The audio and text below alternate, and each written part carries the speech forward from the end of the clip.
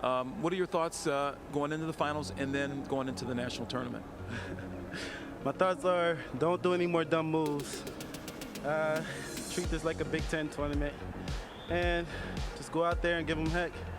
Just wrestle them like make sure they never want to wrestle you ever again. An American wrestling legend, Ed Ruth became known to fans not just for his slick misdirection takedowns and suffocating cross-face cradle, but for the ease with which he seemed to execute his game. During his time at Penn State, Ed Ruth tore through his regular season opponents. His lone hiccup during his 4 NCAA championship tournament appearances came via an injury default, a loss that was reversed the following year in the NCAA finals. Ruth became a 4-time All-American and 3-time national champion while at Penn State and would go on to find success in freestyle wrestling.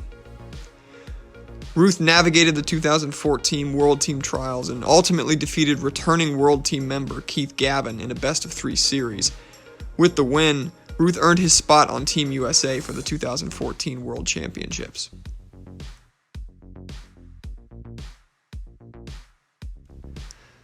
A loss to the eventual bronze medalist would bounce Ruth from the World Championships and have him preparing to return in 2015 for another shot at making Team USA.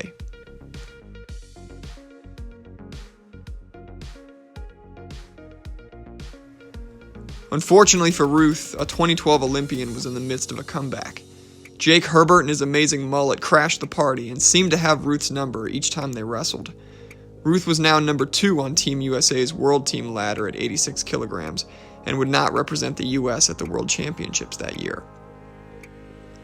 Ruth competed in freestyle wrestling a few more times before making waves, announcing that he would be pursuing a career in mixed martial arts. Footage of Ruth competing at the IBJJF's Pan Championships was further evidence that he was taking his transition to mixed martial arts seriously.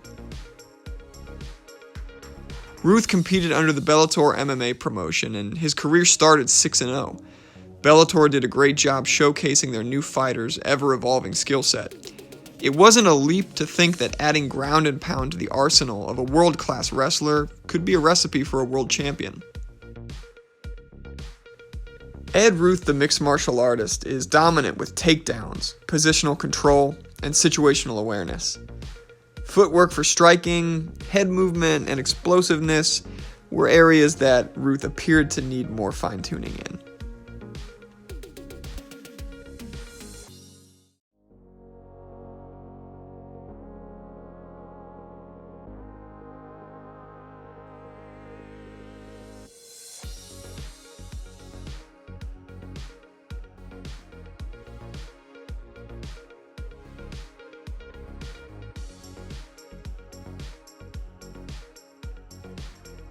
Ruth's MMA game is based around his best skill set, wrestling.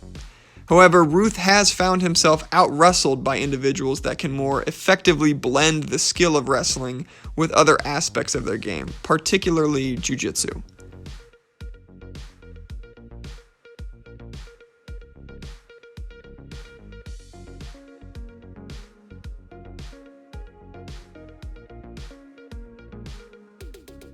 Like being a complete fighter, I just took away, I was like, wow, you can't just kind of go in there and just think that you could just have some of the skills to kind of be in the ring with somebody. Because I was like, I'm a wrestler. I'm going in there with a wrestler. And I got out wrestled. I was like, whoa, never thought that'll ever happen in MMA. But it just taught me, it was like, wow, there's a more elite wrestling in MMA that's more for MMA.